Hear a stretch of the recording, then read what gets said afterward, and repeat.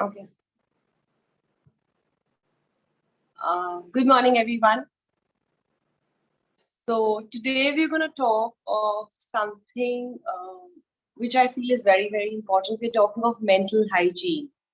So all of us know what your physical hygiene is, what your sleep hygiene is. So physical hygiene is when you are taking care of your body, respecting your body, keeping it clean, and detoxifying it whenever needed. And when you talk of sleep hygiene is sleeping undisturbed, ensuring that you don't receive, you're not under exposure of any kind of disturbance while you're sleeping, and you make sure you sleep for like a good 6, 7 hours at a stretch without any disturbance, no disturbance from any kind of thing, your mobile, light, anything. That is sleep hygiene. So that also contributes to your mental hygiene. Coming to your mental hygiene, why is mental hygiene important? Why is mental hygiene important? Let's take the example of your cupboard or your home. If you want to create something, create space in your house for something, if you want to maybe buy a new sofa set, or if you want to buy a new t-shirt, or you want to update your wardrobe, what do you have to do? You have to declutter your wardrobe, create space for more. Only then can you put your new wardrobe there, or you can put more new shoes in your shoe drawer.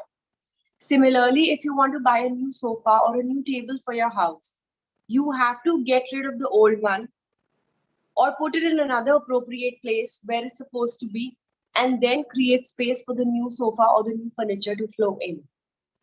Similarly, in your life, if you want to create anything new, you have to have an intention to create it. You have to have the thought to create it. You have to have the awareness, the consciousness to create anything new in your life. So for you to create any new thing in your life, for you to manifest anything in your life, you first need the idea.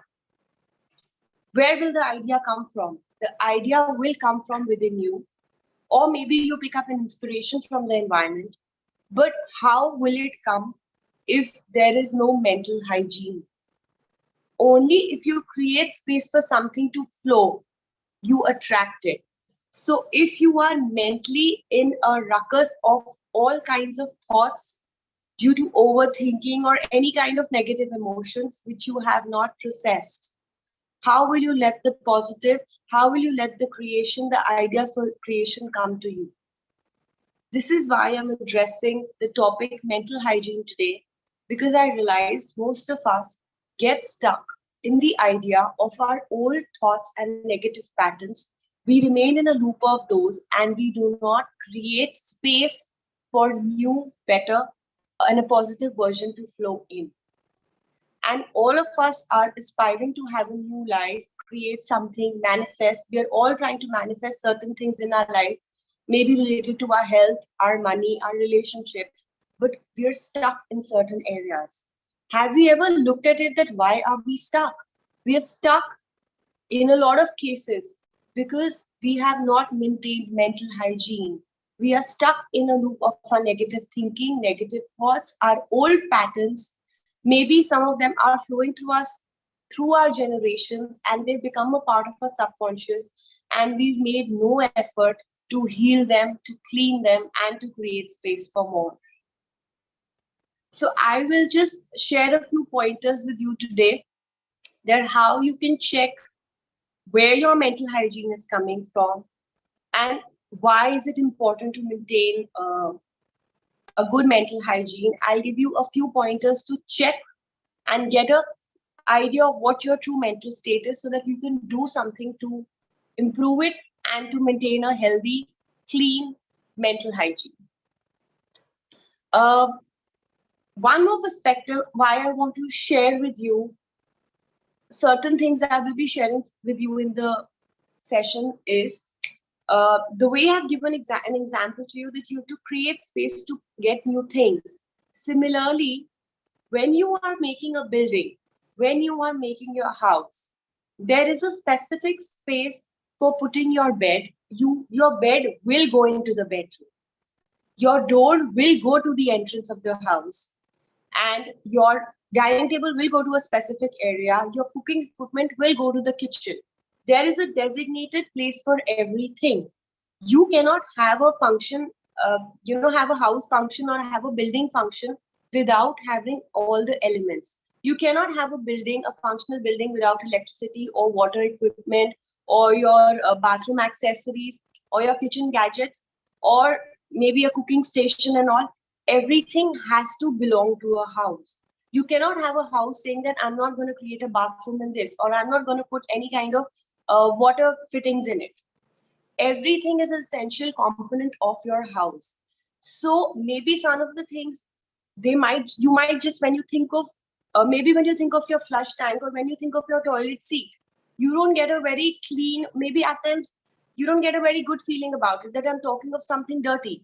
But yet it is a very important part of your house. Supposing you don't have a toilet seat in your house, your house will not be complete. So whenever there are certain things in the house that bring out a negative thing, maybe you're dusting cloth or you're mopping cloth, you might not feel very good thinking about it. That, oh, you might look at it and think, oh, it's so filthy. But that filthy part of the mop is very essential for you to keep everything clean. So everything negative like everything negative in your house is needed to create that clean space. Similarly, every negative thought, every negative emotion that comes to you, do not shun it away. Accept it. It is a part of you. How you handle it will create your mental hygiene, but that is the game. We are here to master how we handle those negative thoughts and negative things.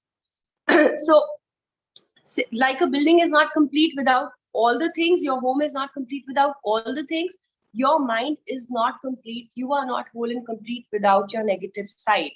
So keep it as a part of you, but maintain it, use it, and manage it in a way that it does not become the showcase. You don't put the mop as a showcase or as a showpiece in your house. Similarly, don't put your negative emotion as a showpiece.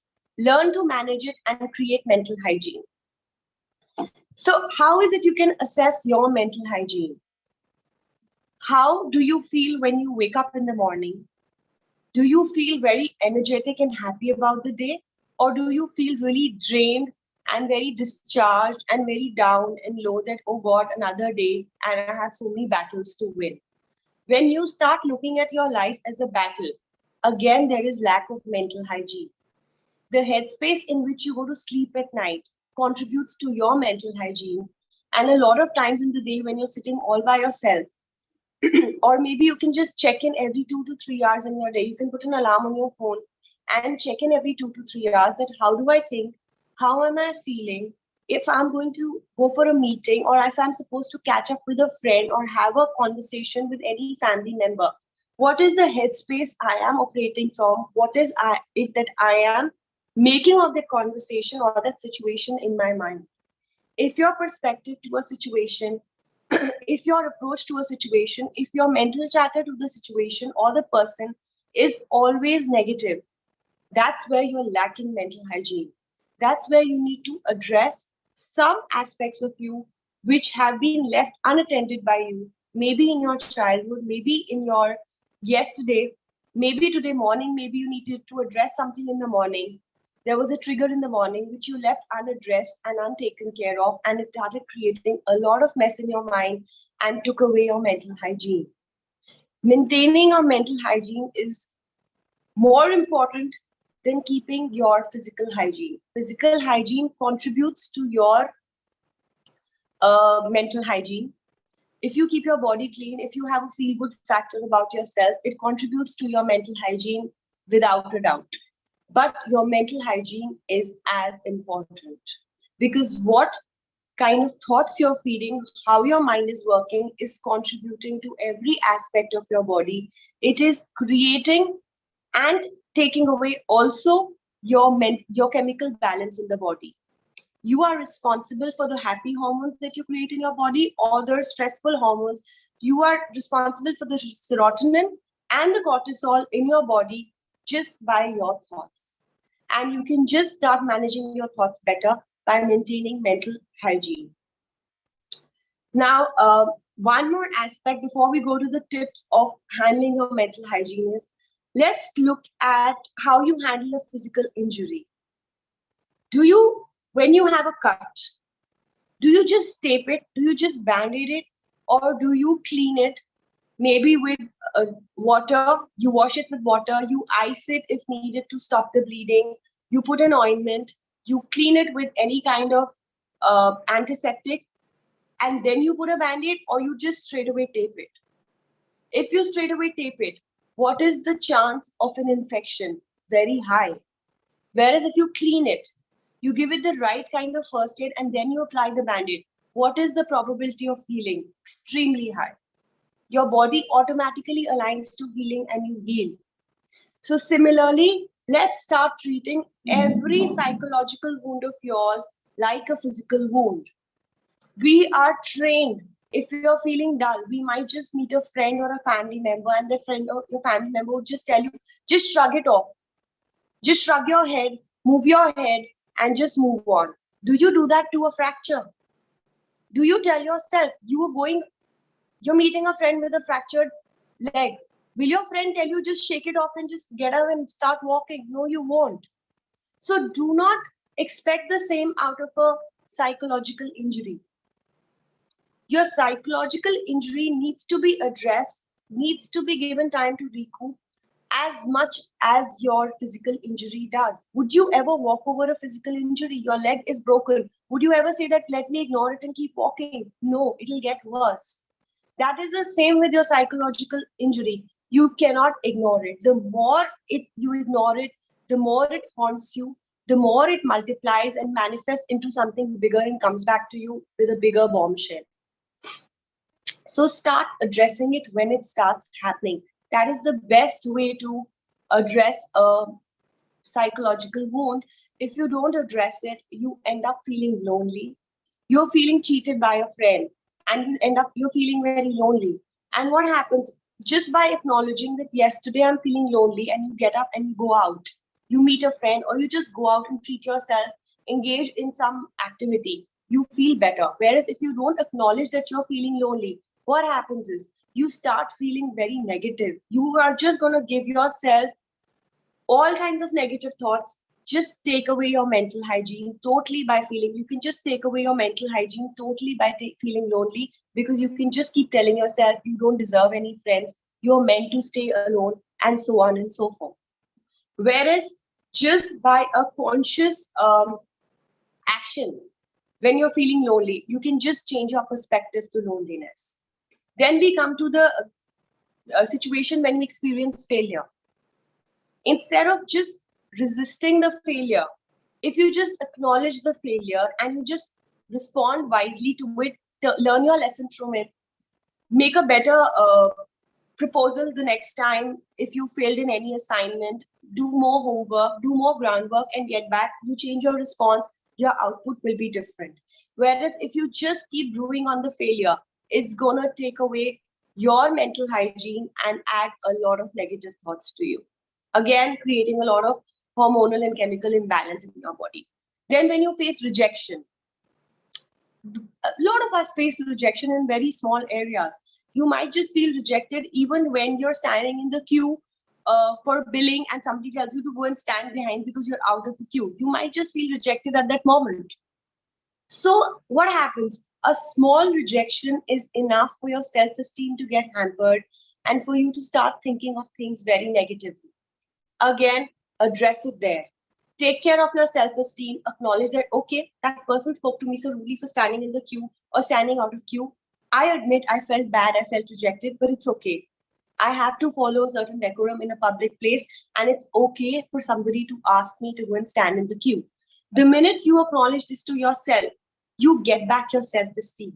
You don't start feeling guilty. You don't start bashing yourself up. You don't get stuck in a web of negative thoughts. And one big reason for taking away your mental hygiene is overthinking any situation. It could be a situation where you've experienced rejection, where you've lost your self-esteem, where you're feeling lonely, where you failed at something and you keep overthinking it and you ruin the situation. So just by taking adequate action, working on your self-esteem when needed, um, changing your response to a situation, and feeding yourself positive thoughts whenever you get stuck in a loop of negative thoughts and overthinking is what are four tools you can use to check your mental hygiene. But that is possible if and only if you are able to identify. You are able to identify that I'm feeling lonely, I'm feeling like a failure, I'm overthinking the situation, or I'm feeling rejected.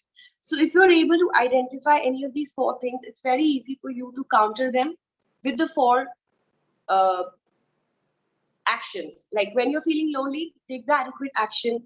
When you're feeling rejected, work towards your self-esteem.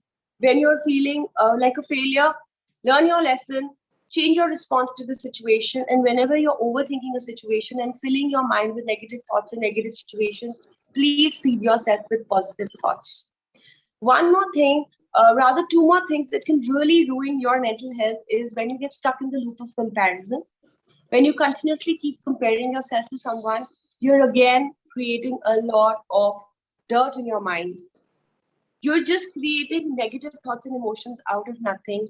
And secondly, when you are used to judging people a lot, because when you judge, you receive back what you give out. So when you're giving a lot of judgment to people, then when you judge someone, we are programmed. Whenever you judge someone, you automatically start giving yourself reasonings in your mind that why did you judge someone. And when you keep judging someone, what happens? You keep giving yourself reasons and reasons and reasons, and you're just filling your mind with stuff, cluttered, and thoughts which are not meant for your highest good. So when you keep putting unnecessary thoughts in your mind, what happens? You're taking away mental hygiene. Mental hygiene is having a clean space for you to let things to flow to you, for you to process them, and for you to heal them and move on in life. Do not let them, do not let anything affect you so much that you take away your mental hygiene. Do you let things affect you so much to take away your physical hygiene? No, you don't. Don't you take your bath every day? Don't you take a head bath whenever needed? Don't you brush your teeth? You do it every day because you know that not brushing your teeth or not taking a bath is going to take away your physical hygiene. So be very mindful of these things. And now I'm going to share a few tips with you what you can do to maintain good hygiene. So one tip being, you should embrace all your negative thoughts. Whenever you have something negative coming up in your world, whenever you have any kind of negative thoughts coming to you, embrace them. The first step is to accept that I'm feeling very horrible about this.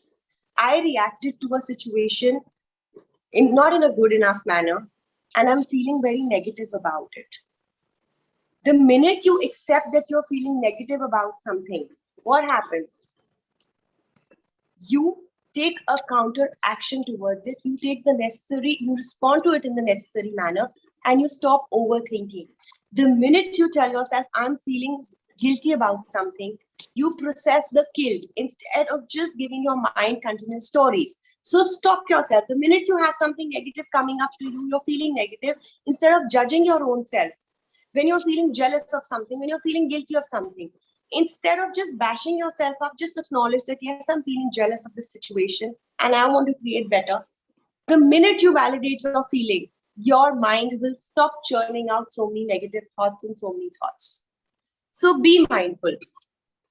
And then when you realize you're getting stuck in a lot of negative thoughts, take some necessary action about it.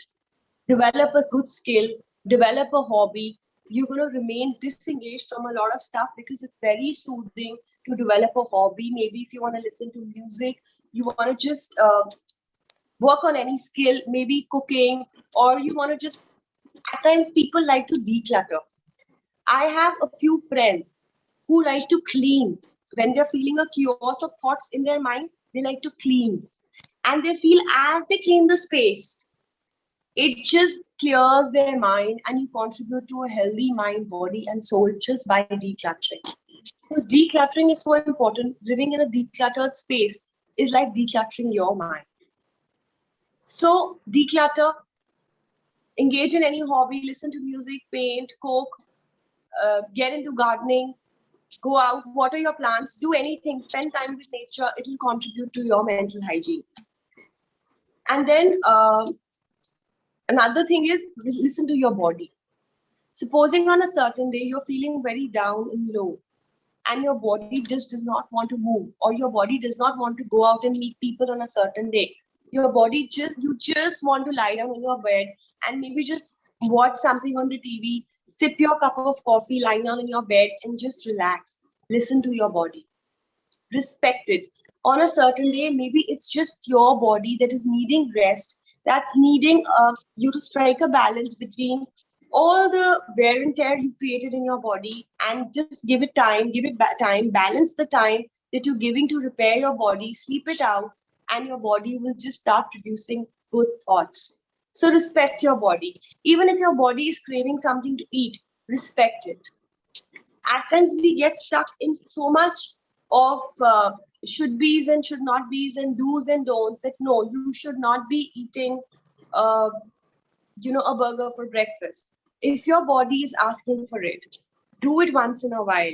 Life is all about balance. So if your body is craving something, you don't have to bash yourself up. That at times what happens is it's just a small food craving. You eat it and you get over with it.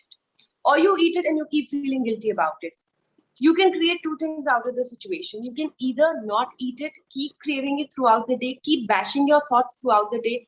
Your mind is telling you, eat the burger, and you keep telling yourself, no, it's got the calories, I cannot eat it. My mom told me not to eat a burger because it's junk food. And you're just, creating confusion in your mind. What we're not realizing is confusion and anything taking too much of our mind, anything taking too much of our energy, maybe a small burger, it takes us away from what our focus for the day is. You're not able to concentrate. And what happens in the end of the day? You again feel very negative. You again feel a clutter of thoughts in your mind that एक burger nahi khaya. You did not eat one burger. You kept bashing yourself up, and then you kept bashing because you were in the vibration of bashing yourself up. You found reasons to bash yourself throughout the day. Would it not have been easy to just eat the burger and then just do your other work simultaneously? And maybe if you felt bad about those calories, you would have gone and worked out also. But just resisting too much creates a lot of lack of mental hygiene. And then one more thing you can really maintain while communicating with people is when you're maintaining mental hygiene or when you're coming from a good headspace is communicating very honestly and very empathetically. Now that means taking responsibility. If you're coming across a person whose way of communicating with you is not good, that person could be very toxic the way they communicate. That person could be very critical the way they communicate, and you might not be able to handle it. One way is you could just, so this is a check. So when you are feeling that a person is very toxic, a person is not receiving you well, is very critical. So what you can do is very honestly and very empathetically, you can have a conversation, a dialogue with that person. And I mean a dialogue, not a monologue. And have a conversation with that person where you take accountability.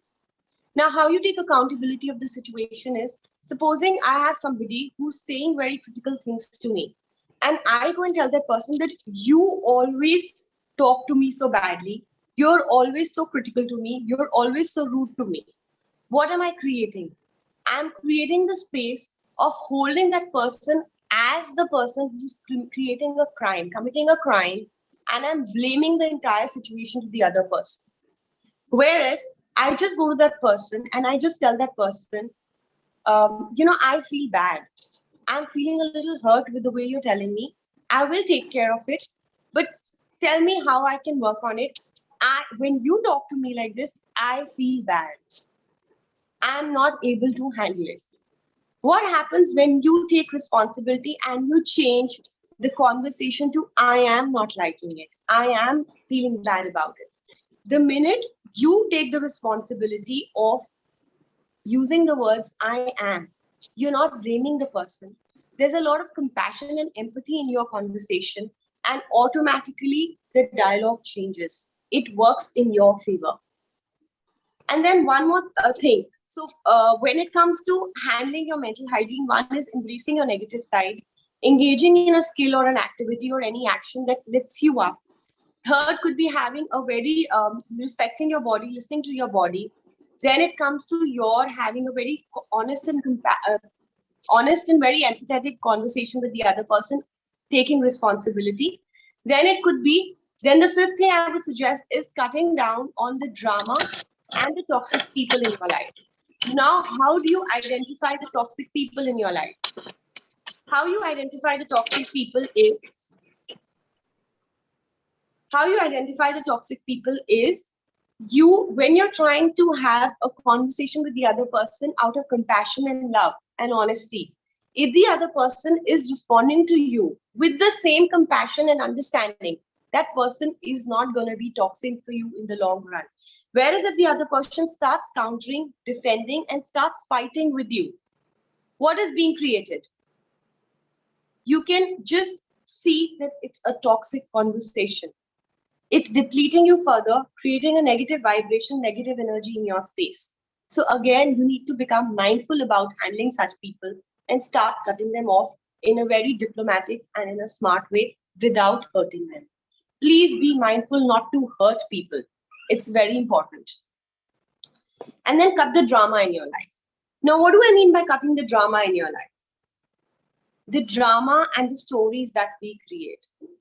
The hue and cry that we like to create, that I'm feeling guilty, and the amount of stories you tell yourself, and you keep going and telling everyone that, I'm feeling like this, I'm feeling like this, I'm feeling like this. You're creating more drama in your life. You're creating more toxic trouble.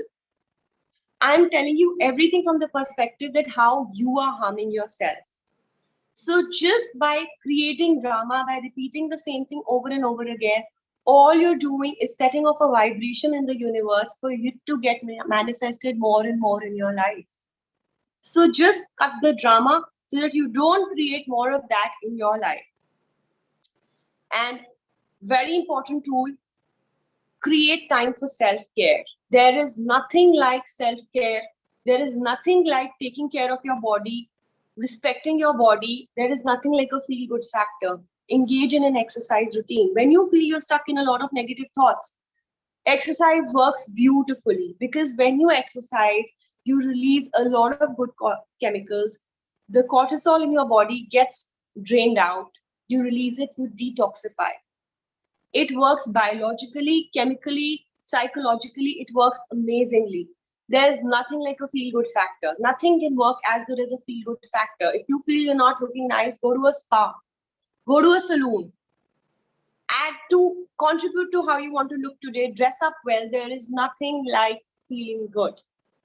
When you start feeling good about yourself, when you start feeling good about your body will generate happy chemicals, and your happy chemicals will just contribute to good, positive thoughts in your body.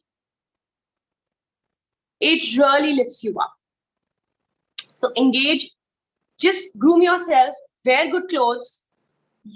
If you're sitting at home and you're feeling like a flush of a lot of negative thoughts, you're feeling your mental hygiene is very low today, take a good shower, contribute to your physical hygiene, and just contribute to a lot of time for your self-care. Exercise, dress up well, wear good clothes. Even if you're sitting at home, nothing stops you from doing your hair, wearing makeup. For the men, please shave, groom your hair, wear clean, crisp clothes. You will start feeling very good about yourself. It contributes. And the minute you start feeling good, you start feeling clean. You automatically get programmed to start thinking cleaner thoughts. Until unless it's a very adverse situation of somebody hitting a very rock bottom depression or a very extreme low situation in life, then it's different. But all these things, physical hygiene, the area you stay in, everything contributes to your mental thoughts. When you create your to-do list in the morning, please do not make your to-do list in the morning with a sigh of fret and how will I do it? Will it ever happen? Or I failed on my to-do list 2 days back, whether I'll be able to create it today or not. Let that not be your approach. Please visualize yourself accomplishing your to-do list and feeling victorious about it, that yes, I did it well. And in the end of the day, supposing if you were not able to complete your to-do list, and in the morning you had imagined feeling good about it, please don't take away your feel good factor. Feel good, be in gratitude for it. Gratitude works miraculously for your mental hygiene. So be in gratitude for whatever you accomplished over your in your to-do list, instead of bashing yourself up, because you're going to take away all your hard work away by not acknowledging yourself. Then journaling.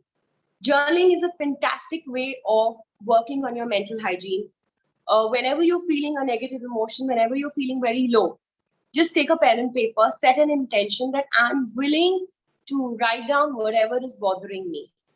And the minute you start writing, you will realize an outburst of emotions, outburst of events, stories, drama that you've been holding on to, and it will really help you declutter. So you can just write, and if you want, maybe go and burn the paper or just tear it into small bits and say that, okay, I let it go.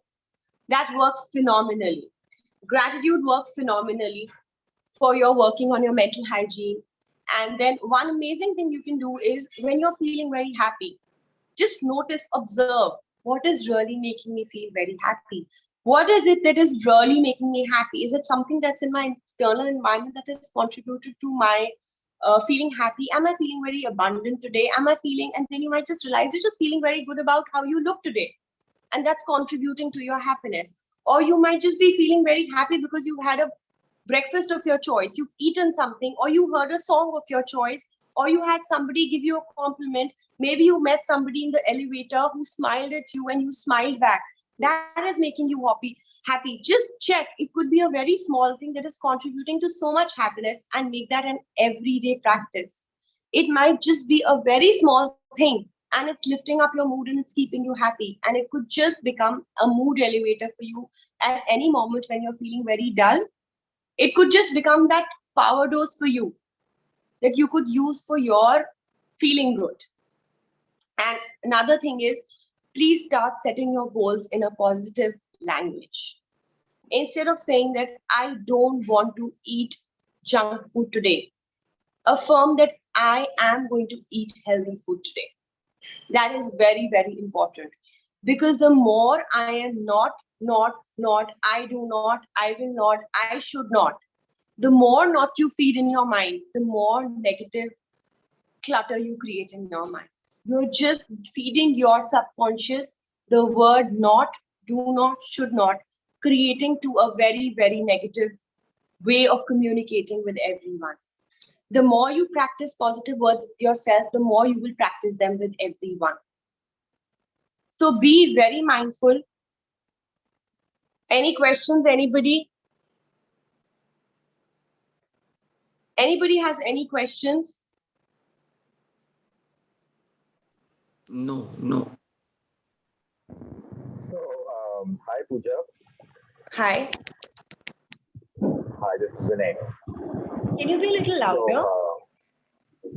is it okay if I can, speak like that because I'm on Bluetooth? So probably my voice is going to be like this only. If it is Okay, yeah, fine, please. that's fine. Otherwise, I would not speak. I'm sorry, I If it can't is hear you fine. clearly. So I'm saying if you're not able to hear me clearly, then I would not speak because I'm driving and I have a Bluetooth on my ears. So Just be a if I'm little not louder. I think that audible, should then be fine. Just be a little louder. I think okay, that should be fine. okay. Let me try. Let me try. So I have no questions for what you have said. I Okay. have nothing to counter. I'm completely clear about whatever the tips that you have given on mental hygiene. However, there is one comment that I wanted to make, coming from my experience about myself and also about coaching a lot of people. So, what Yeah. experiences I've got that a lot of people know a lot of tips. They go on watch YouTube videos. They go Yeah. on doing a lot of things. And there are a lot of tips available over the internet, and they do anything in the world to feel good about it. Somebody go and watch movies, somebody go and watch a comedy program, Yeah. and in the morning they go and take bath and do a lot of massage and everything. Yeah. But the core thing that I've observed over the period of time is that when the core problem is not addressed, Yeah. when the core thought is not addressed, in some cases when we go more deeper, then this is going to be continuing process. Even though you take a best care of your mental health. For example, if a person is taking a best care of of physical hygiene, but there is a core infection in the body, Yeah. and that infection can lead to cancer. So person can be doing the best, but he is not curing the core infection. So Yes. Yes. all the physical hygiene is going to go for a toss.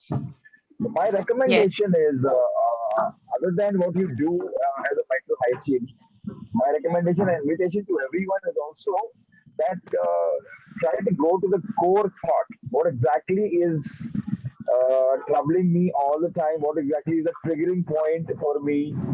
Uh, and again, one more example. If I say my triggering point is when somebody blames me, when somebody makes me wrong, I get triggered very easily. Even though I take a best care of my mental hygiene, all the I do affirmations and everything.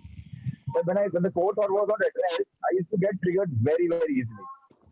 And when I When heard did you somebody get triggered? I'm sorry, I didn't hear you. when somebody makes me wrong, somebody Okay. tells me that I'm wrong, right? Okay. And the core thought that मेरे core thought already है कि I'm not good enough, तो वो double trigger हो जाता था. लेकिन the moment I started working on that, so the trigger point has gone down. I'm more observant about myself. I'm more observant about my emotions. So the point is that this is also the invitation to everyone to go to the core mental thought. So that is something I Yes, wanted to comment. absolutely. Yes, that's it. That's Thanks, it. That's Vinay. it. Thanks, Vinay, for contributing. Yes, absolutely. I mean, that's what we've been trying to convince everyone, trying to make everybody aware from every session possible. I think every session here in the morning is targeted on making everybody address the root cause. Do not buffer everything and keep putting more and more and more on it, and try and start identifying if you're feeling very anxious, if you're feeling very restless, if your body is giving you a signal in the form of physical disease or ailment. Please go to the root cause. Unless you keep you address the root cause, the same thing is going to keep showing up over and over and over again for you to address it. So definitely addressing the root cause is the sole goal over here.